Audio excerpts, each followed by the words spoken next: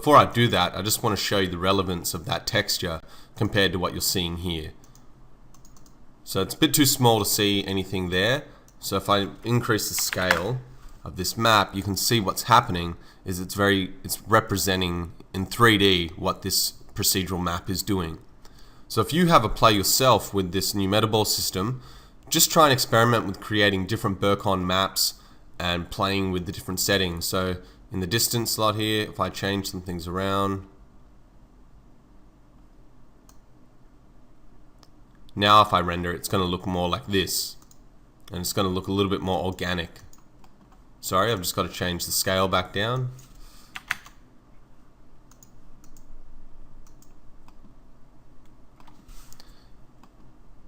So things like if you were creating concrete pillars or something like that, all you'd have to do is wrap particles around that object, adjust your threshold so that the Metaball is the same size as that underlying structure, and then you've got full control over creating all this crazy detail that's just not possible any other way.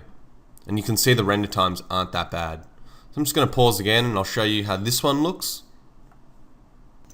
So once again, you've got a lot of detail in these crevice areas. Now you can fully control exactly where you want that detail to be just with the map. At the moment I'm clipping the upper level of the surface, so all the white areas aren't being clipped at all.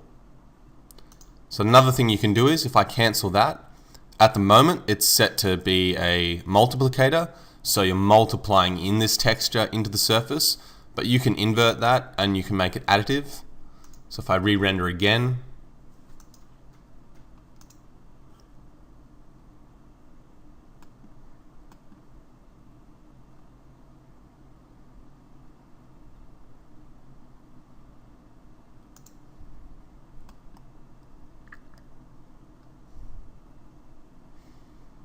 this time it's pushing the detail out.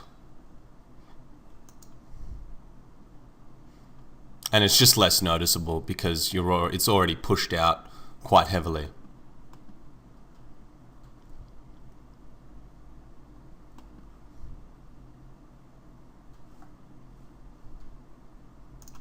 So I'm just going to load another Burcon texture in here. One that's a little bit smaller this time.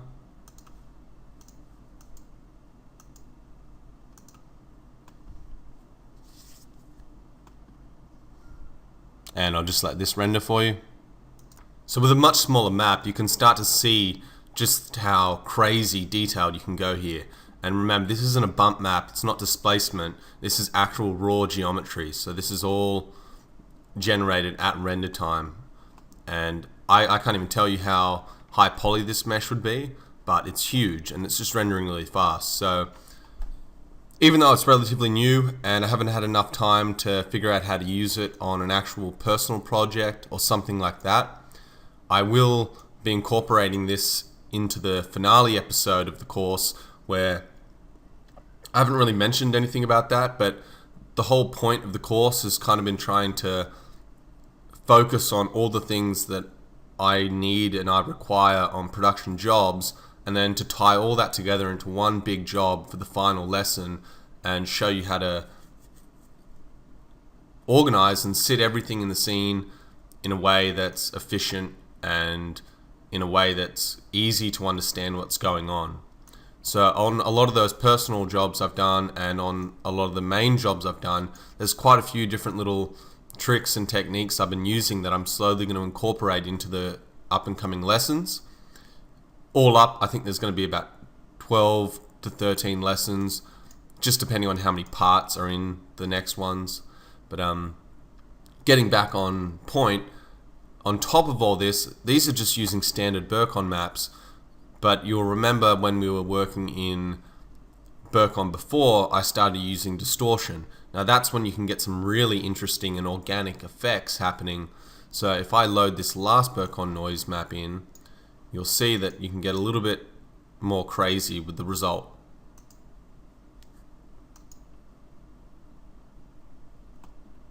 So I'll just let that render for you. So with the distortion enabled, you can see the more organic effect that that's had on the surface, and now you can start to understand why you'd be able to create things like lava and stuff like that. So on top of that, you can also map 3D Burcon textures to this surface as well, and that will have the same effect. But that about wraps up kind of my summary of the Burcon metaballs. In future, as we get further in the lesson, like I said, I'll incorporate this again and try and be a little bit more exact and specific with the effect we're trying to achieve. So the last thing I want to show you is the new lens effects toolbox that's been added to the V-Ray frame buffer. Now, it's not exactly a new feature. It has been in there since V-Ray 2.4. However, it's only been in there as a V-Ray lens effect. So you have to go into the environment and effects tab, then into the sub effects tab of that, and you need to add it through here. And you get the exact same features in this dialog box, but it's a little less convenient being hidden away here in the environment and effects tab. So to get started, I've already rendered off the image. However, the first thing you should know about using this lens effect is that if you haven't had it enabled, you will need to re-render the image, because at the moment it's a current limitation. You can't just turn it on if you haven't had it on yet. So to access this lens effects box, you'll see it down the right here in the open lens effects settings button, and that just toggles it on and off. The second thing you should know is that in the mode, for now I've set it to image and render element. It's your choice whether you want it to calculate both. But when you do set it to image and render element, if you go into the little render element here, into the bloom tab, you can see your individual bloom layer without the beauty there. So what I'm going to do is I'm going to go up on the weight on the glare just to demonstrate that. So there you can see the full effect. The glare's on, but the weight's all the way down the bottom, so it's not visible. So this is just with the glare. Sorry, just with bloom. So this is just the bloom layer. But if I go to the RGB color now, and I start sliding the glare up, what you'll notice happen is it overrides the bloom effect. So as I go all the way up there, it totally gets rid of the bloom. And as I increase the size, you can see the little halo popping up, which is an awesome effect, but I tend to try and keep it pretty subtle because you don't want it, it's so obvious that it's a little bit CG in how perfect it is, that if you overdo it, it's having the same effect as guys that use a lot of chromatic aberration in their renders. If you know what I'm talking about, you'll see in like the corners it goes red and blue, and people overdo that so much that it takes away from the image. So I tend to be really subtle with it. So at the moment that setting's all the way up high, but if I like to drop it down a little bit more, and now you can start to see both effects overlapping each other. And if you just go a little bit subtle, even just giving that just a little bit of extra kick around the corner there.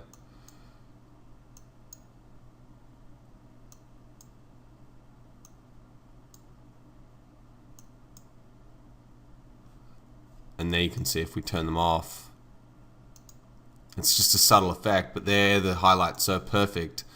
And another interesting thing to note is that in reality, where you're getting lots of noise is actually around where those halos are being produced, and it kind of just masks it. But in 3D, when you don't have that extra little glare effect of your renders, highlights and things tend to look really crisp, and a lot more crisp than they do in photographs. Because if you zoom in on most photographs where you've got a highlight that's going above a certain intensity, let's just say 1 in 3D space, you get a tiny little bloom around the highlights. Even if it's just subtle, you do get that little bloom, and you do get a little kick of glare off metals. So if we just turn that on, you just see it's just adding that little bit of information to soften off that highlight, and the end result is it looks a lot more photoreal. So some interesting things you can do here. In the bloom, there's not a lot of it is what it is. However, in the glare effect, what you can actually do is you can use a glare image. So if you set it to be from image here, you can load a you can load a HDR file.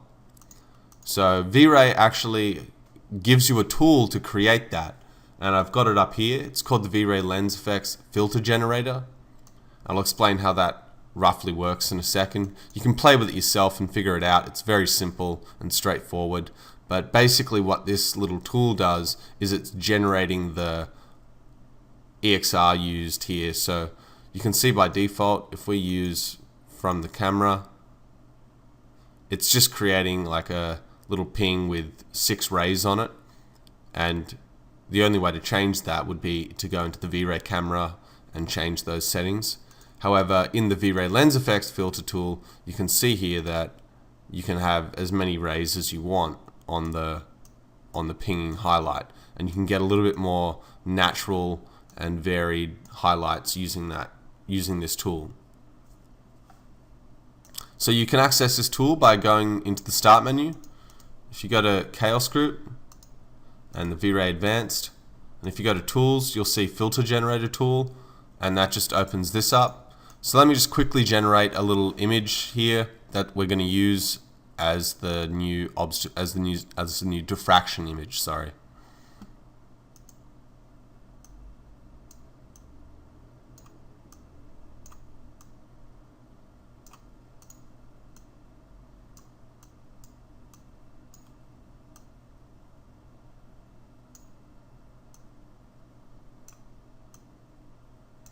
I'm just going to make it a little bit obvious just so that you can see exactly what's happening.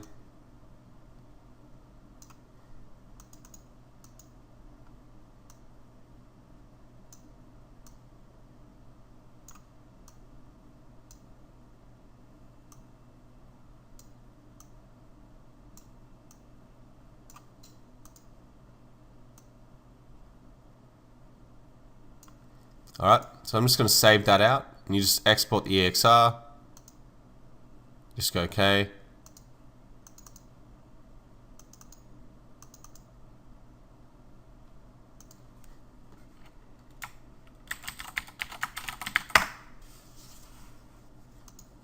So in here now, if I load that, I'm just going to say to load from image.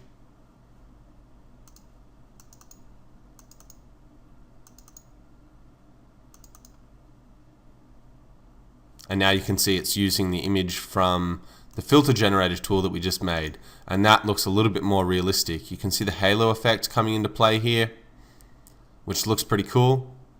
So if I go up on the weight of this, you can see now you get a really nice realistic highlight. It's obviously a bit too intense, but there you go. That roughly explains. So one last thing in this filter generator tool that you should be aware of is that you can also mask it based on the intensity of pixels. So you'll see here I've got the intensity set to 1, and what that does is if I go into the bloom mask here, it's masking, it's only applying the bloom and glare to areas that are above 1 in intensity. It doesn't do it exactly, like I've found it's a little bit finicky, but in general, if you just increase this intensity higher and higher until you're masking off the areas where you only want these highlights to ping, the benefit of that is you don't get bloom happening in really subtle areas like the shadows. If you don't have that mask on, it's going to apply it everywhere evenly over the image, and that's not what happens in photography. You're only getting those pings and highlights on the really intense areas where a lot more light's hitting the sensor on your camera. So that wraps up this week's lesson. Now I will be doing the next lesson on HDRs, and I'm a little bit excited for that because it's something subtle in the print industry that not a lot of many people fully understand. You know, how to tone map HDRs, how to mask off areas of your HDR quickly, and what that does is it gives you an extra little element of realism. And you'll notice my workflow is very simple and it's very straightforward, but as my project or job I'm working on gets more and more detailed, I'm just adding in little elements here and there that just contribute to realism. So as a default render, my stuff doesn't look that real. But then when you add in all those little hints and techniques, that's when you start to get that extra little bit of quality that people seem to struggle to match in the print industry. And it's just because, you know, it takes a little bit of experience, you know, tricking your way into full realism. But the whole point of the course is for me to slowly reveal those techniques. So I'm going to wrap this lesson up. I know I did say that I'd tackle the skin shader. However, I'm not fully sure about the licensing with that. I was recording the video using a scanned model from 1024, but I haven't fully received permission yet to use any of those assets. And I don't exactly want to record the lesson and not be able to give you a scene file to base things off of. So it's not ready just yet, but I am working on it. Another piece of information is that the Mastering Hard Surface course I've also been working on, which has been keeping me busy, and the pre-sale for that will go live next week. And it's just going to be a small thing. I'm just going to only release it to a certain number of people, just to get a feel for the popularity of the course. But that's not going to affect this course. I'm at home now full time, so I'm just kind of figuring out right now a right balance between all 3 different courses I've got prepared. But I'll see you in the next lesson, and that'll be on tone mapping HDRs. Thanks, guys.